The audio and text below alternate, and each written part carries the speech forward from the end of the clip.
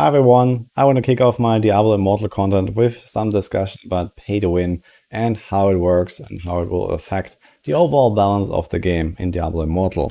So you might have seen some other content creators already talking about this, or some discussions, maybe on Reddit, in forums, whatever. And I want to give you a bit of an idea of how important spending money in Immortal is going to be. The game is for free, so I guess no one is going to complain about that. And to fund it, there will be in-game microtransactions that also boost your power. So there are cosmetic transactions, you can buy like skins basically.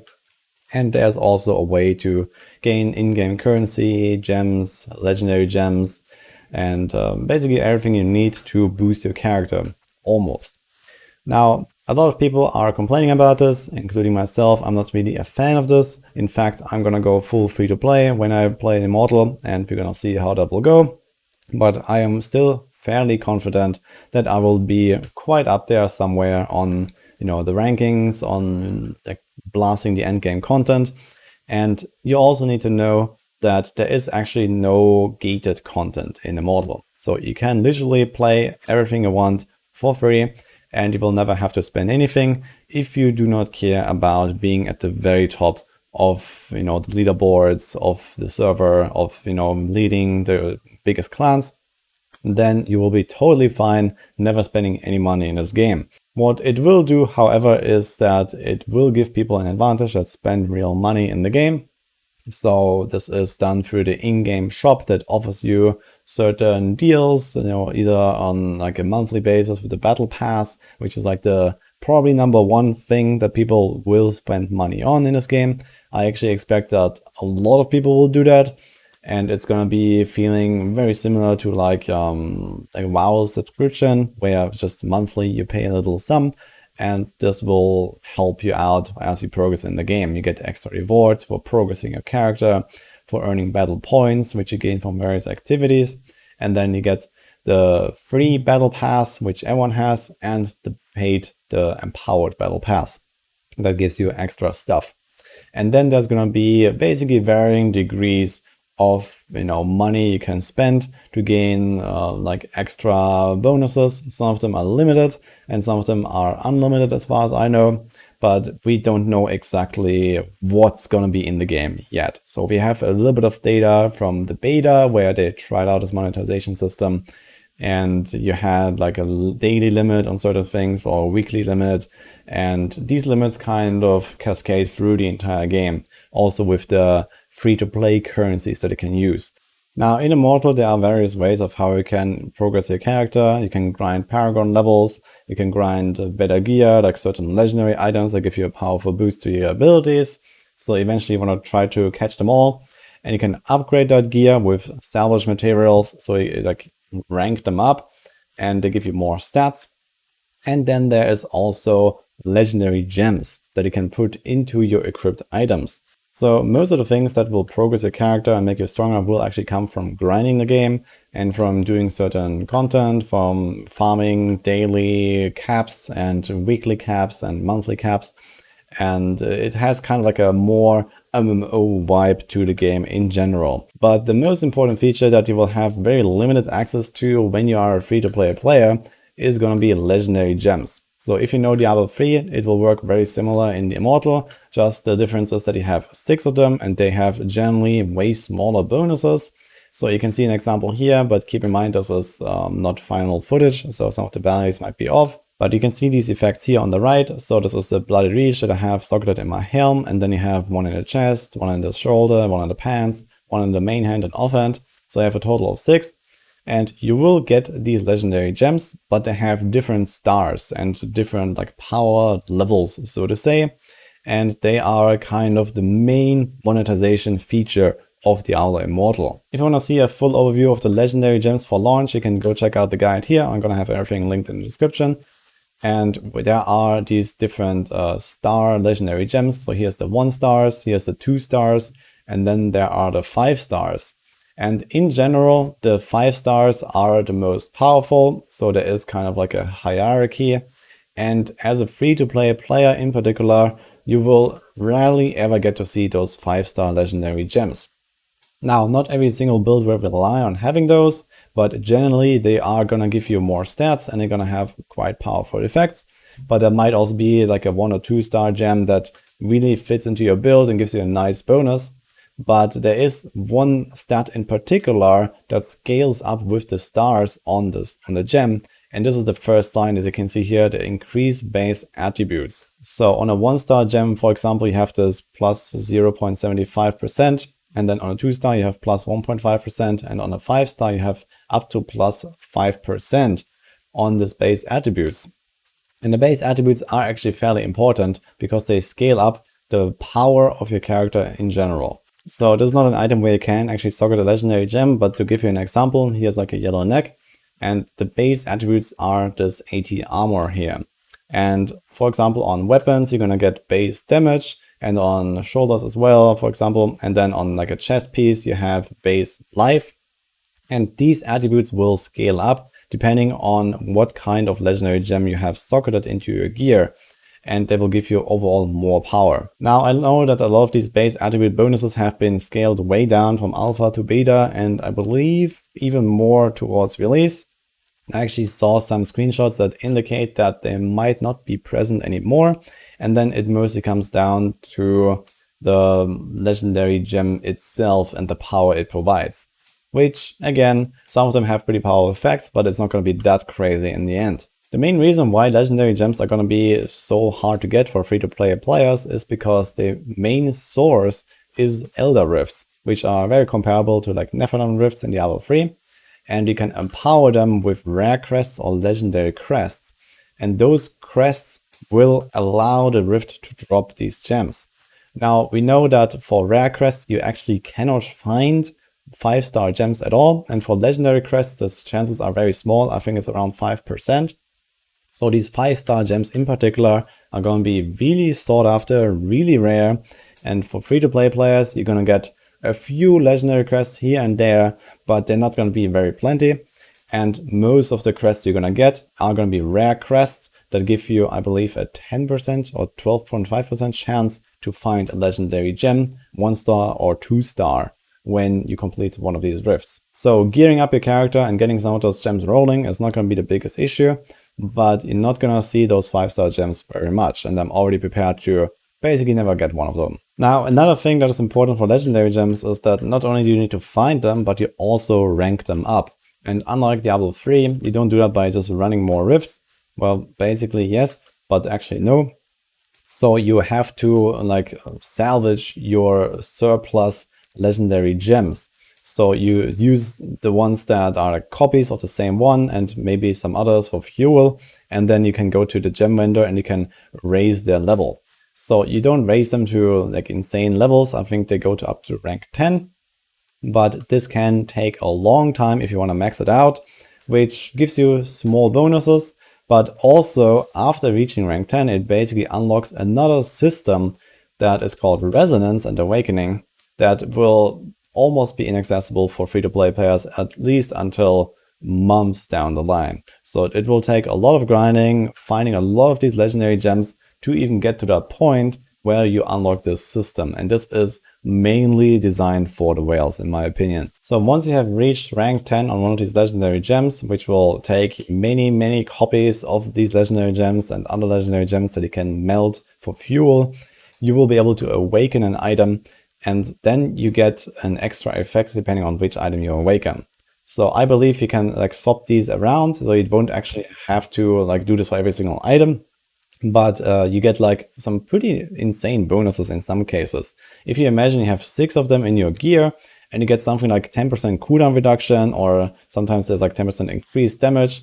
So you get like these kind of like rather small bonuses, but if you multiply them by the amount of different items that you can do this with, it actually becomes pretty impactful. And a skill that usually has like a 10-second cooldown can maybe be used like every 7 seconds or so, which is also a quite considerable bonus, on top of all the stats that you gain, like life and damage. But wait, there's more.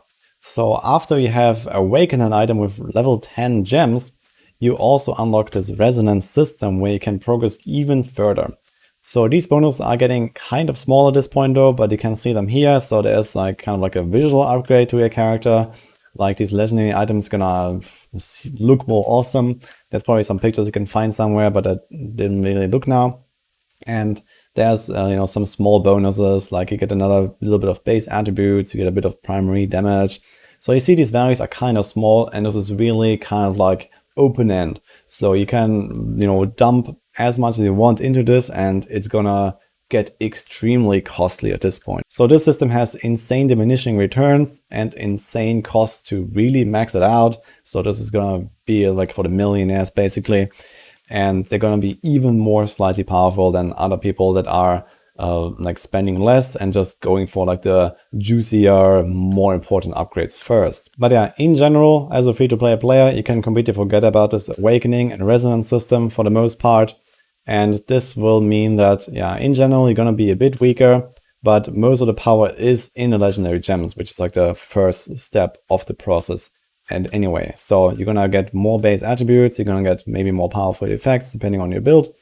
And then you have, even further stat scaling mostly, or like some small bonuses like these damage increases to your skills or cooldown decreases that will, just make the character a bit more powerful. Now, what does it come out in the end?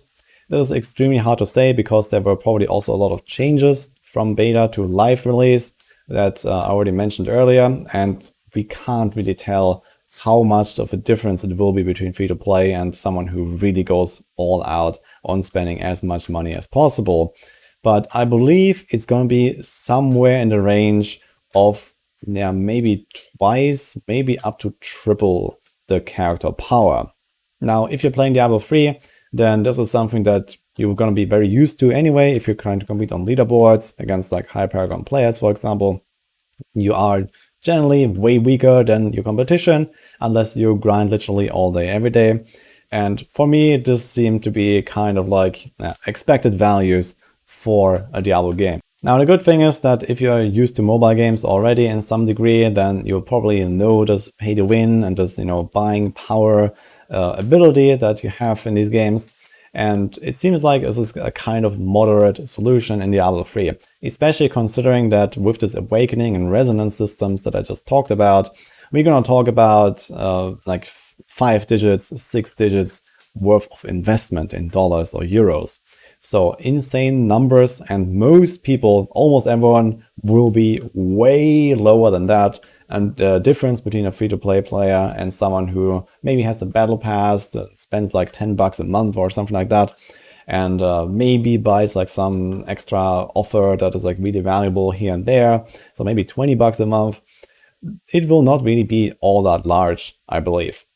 So there is going to be a bit of a difference, but maybe someone who spends a small amount is going to be like 10%, maybe 20% stronger or so than someone who is free to play. So those are kind of the values that I would expect. And of course, you're going to have the whales that go all in and actually become really powerful, but not to the point where they are completely unbeatable and just obliterate entire groups in PvP all on their own or something like that. If you have, twice the power, twice the damage and health of, other people, you're not going to be able to run to a battleground and just decimate the entire enemy team, because it comes down to, playing with your group mates. It comes down to optimizing your ability users. You can get interrupted and stunned and get completely obliterated yourself. So paying a lot is not a guarantee to be at the top. And it's also not a guarantee that you will become the Immortal or that you'll even be part of the Immortal faction. So there are different pillars to success in Immortal. Essentially, you can break it down into 4 different pillars. So one is the continuous grind. You have to stay on top of the game. You have to log in daily or near daily at least. Do your daily caps, your weekly caps, max out the battle pass and these kind of things.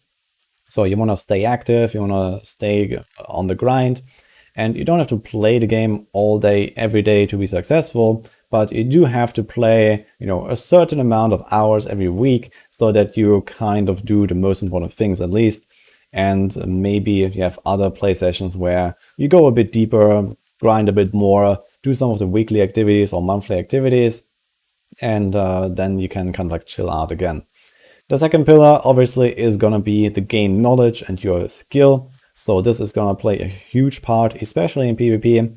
I would say that the game is not exactly very demanding in like a PvE sense.